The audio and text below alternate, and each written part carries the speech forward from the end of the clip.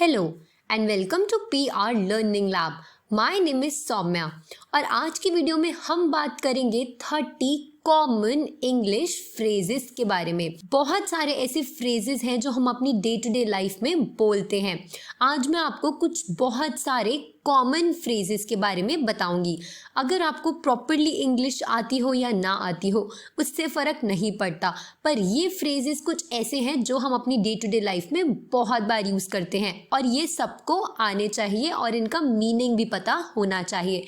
तो आइए अपना वीडियो लेसन शुरू करते हैं। पर उससे पहले अगर आपने अभी तक हमारे चैनल को सब्सक्राइब नहीं किया है तो please hit the subscribe button.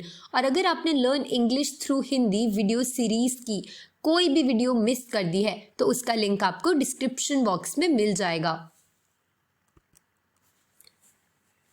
सबसे पहला फ्रेज जिसकी हम आज बात करेंगे वो है how's it going. How's it going. अगर मैं इसको प्रॉपरली रीड करूँ तो ये होगा हाउ इज़ इट गोइंग, लेकिन हम अगर नेटिव्स की तरह बोलेंगे तो हम इसे हाउज इट गोइंग इस तरीके से प्रोनाउंस करेंगे। अगर हमें सामने किसी से पूछना होता है कि सब कुछ कैसा चल रहा है, उनका काम कैसा चल रहा है या फिर उनकी लाइफ कैसी चल रही है जनरली, तो हम हाउज इट गोइंग इस तरीके से पूछ सकते हैं। नेक्स्ट है हाउ हैव यू बीन या फिर हाउ या बीन। हाउ या बीन हम हाउ हैव यू बीन को शॉर्ट में प्रोनाउंस करने के लिए बोलते हैं। अगर हम किसी से बहुत टाइम के बाद मिल रहे हो तो हम उनसे इस तरीके से पूछ सकते हैं हाउ हैव यू बीन, कि वो कैसे हैं। नेक्स्ट है what have you been up to. इस स्टेटमेंट को what you have been doing इस तरीके से भी हम पूछ सकते हैं। अगर हम अगेन किसी से बहुत टाइम बाद मिले और हमें पूछना हो कि उन्होंने इतने लॉन्ग टाइम तक खुद को कैसे बिजी रखा और वो इतने टाइम तक क्या काम कर रहे थे, तो हम इस स्टेटमेंट का यूज करेंगे। इसी को आंसर करने का तरीका है I have been doing this work. मैं ये काम कर रही थी। या फिर सेकंड वाले क्वेश्चन को भी हम इसी तरीके से आंसर करेंगे हाउ हैव यू बीन। अगर हमें इस क्वेश्चन का आंसर करना हो तो भी हम I have been good, I have been fine, I have been better इस तरीके से हम आंसर कर सकते हैं। अब हम चलते हैं अपने नेक्स्ट फ्रेज की तरफ, सॉरी आई कैंट। अगर कोई हमसे कुछ करने को कहता है, कोई फेवर मांगता है और अगर हम उनके लिए वो चीज़ पूरी नहीं कर सकते तो हम सॉरी आई कैंट इस तरीके से मना कर सकते हैं। ये मना करने का काफ़ी पोलाइट वे है। नेक्स्ट है अगर हमें कोई चीज़ मांगनी हो, अगर हमें किसी से कोई चीज़ लेनी हो तो हम बोलेंगे can I have a notebook please, can I have a pen please. यहाँ पर हम आइटम वाली जगह पे उस आइटम का नाम बोलेंगे जो भी हमें चाहिए होगा। इस तरीके से हम कोई भी चीज़ मांग सकते हैं। How about a dinner, how about an outing. अगर हमें किसी से कुछ पूछना हो, अगर हमें किसी को आस्क आउट करना हो या फिर हमें उनसे पूछना हो कि क्या वो हमारे साथ कहीं चलना चाहेंगे या फिर अगर हमें किसी को कोई आइडिया देना हो तो हम हाउ अबाउट दिस आइडिया, ये आइडिया कैसा रहेगा, ये वो बोलने का एक तरीका होता है। इस स्टेटमेंट का यूज करके हम पूछ सकते हैं। नेक्स्ट है व्हाट डज दैट मीन। अगर हमें कुछ समझ नहीं आता तो हम इस स्टेटमेंट का यूज करते हैं व्हाट डज दैट मीन, इसका क्या मतलब है। नेक्स्ट स्टेटमेंट है do you have any plans for tomorrow. अगर हमें किसी से पूछना हो कि क्या उनके कल के या फिर किसी भी दिन के कोई प्लान्स हैं तो हम इस स्टेटमेंट का यूज़ करके पूछेंगे। यहाँ पर डे की जगह हम जिस भी दिन के बारे में पूछ रहे हैं वो डेट या फिर वो डे मेंशन कर सकते हैं। Like do you have any plans for tomorrow, do you have any plans for Tuesday, इस तरीके से हम पूछ सकते हैं। नेक्स्ट है थैंक यू एनीवे या फिर नो वरीज। अगर हमने किसी से कोई फेवर मांगा हो और वो चीज़ पूरी नहीं कर पाए तो भी हम उन्हें थैंक यू बोलेंगे, थैंक यू एनीवे या फिर नो वरीज। ये दोनों ही स्टेटमेंट्स को हम यूज़ कर सकते हैं। Sure sounds good. अगर हमें कोई कुछ आइडिया देता है और अगर हमें वो पसंद आता है तो हम इस तरीके से बोल सकते हैं, श्योर, साउंड्स गुड। जैसे मैंने आपको इस स्टेटमेंट के बारे में बताया था, अगर कोई हमसे पूछता है हाउ अबाउट डिनर टुनाइट और हमें आइडिया पसंद आता है तो हम इस स्टेटमेंट का यूज करके आंसर कर सकते हैं, श्योर, साउंड्स गुड। नेक्स्ट है do you wanna go out tomorrow, do you wanna have a drink, do you wanna play basketball. Do you wanna हम किसी से कुछ भी पूछने के लिए यूज करते हैं। वाना का मतलब होता है वांट टू।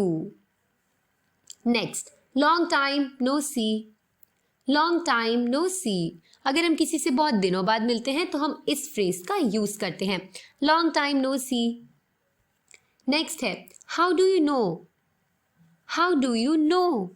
अगर हमें किसी से पूछना होता है कि उन्हें वो बात कैसे पता है तो हम इस स्टेटमेंट का यूज कर सकते हैं, how do you know that, how do you know this, इस तरीके से।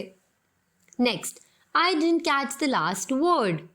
अगर कोई कुछ बोलता है और अगर हमें समझ नहीं आता कि उन्होंने लास्ट वर्ड क्या बोला तो हम इस स्टेटमेंट का यूज कर सकते हैं, I am sorry, I didn't catch the last word.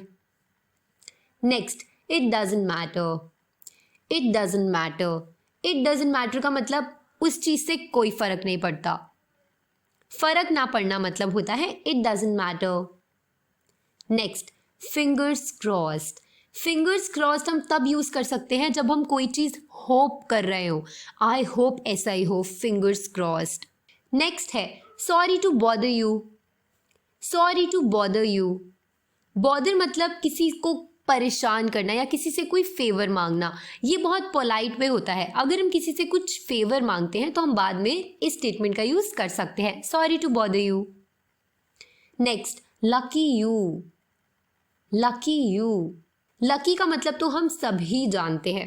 अगर सामने फॉर एग्जाम्पल हमारे सामने कोई है जिसकी लॉटरी लगी है तो हम इस तरीके से बोल सकते हैं लकी यू। या फिर if you have a friend और उन्होंने एग्जाम में टॉप किया है, मतलब बहुत अच्छे मार्क्स आए हैं, तो हम बोल सकते हैं लकी यू। नेक्स्ट है I am sorry, where were we.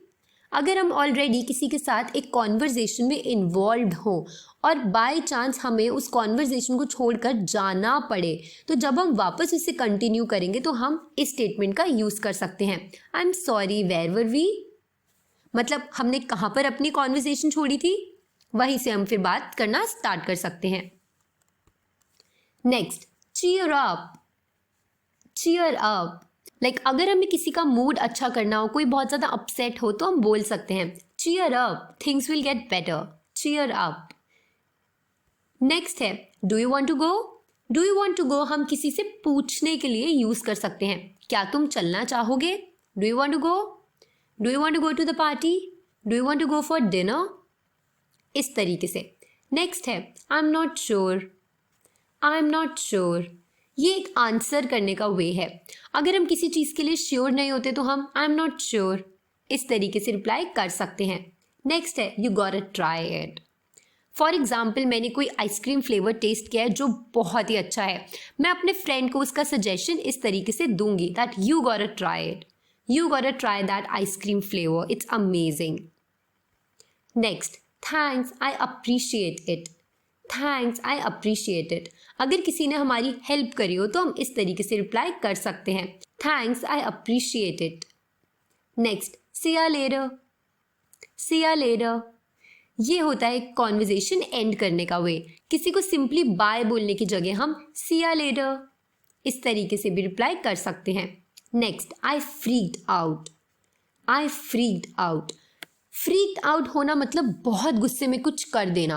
अगर किसी बात से हम बहुत ज़्यादा अपसेट हो जाते हैं और हम गुस्से में आके कुछ भी कर सकते हैं, उस सिचुएशन में हम बोलते हैं I freaked out at that moment, I freaked out at that moment.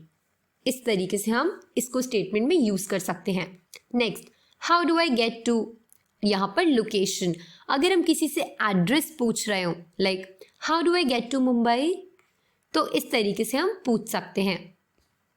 Next, how much is that, how much is that. Shops पर जाने के बाद अगर हमें किसी सामान की कॉस्ट पूछनी हो कि उसका अमाउंट क्या है तो हम इस तरीके से पूछ सकते हैं, how much is that pen, how much is that dress. Next and the last phrase is when are we leaving. When are we leaving. अगर हमें किसी से पूछना हो कि हम यहाँ से कब तक जाएंगे, उस सिचुएशन में हम इस फ्रेज का यूज करते हैं, व्हेन आर वी लीविंग. तो ये थे कुछ बहुत ही इंटरेस्टिंग 30 फ्रेजेस. आई होप आपको ये वीडियो लेसन अच्छा लगा. अगर आपको कोई भी डाउट है तो आप कमेंट करके हमसे पूछ सकते हैं. अगर आपको ये वीडियो पसंद आया तो प्लीज़ इस वीडियो को लाइक और शेयर ज़रूर कीजिए और हमारे चैनल को सब्सक्राइब करना ना भूलें. Thank you.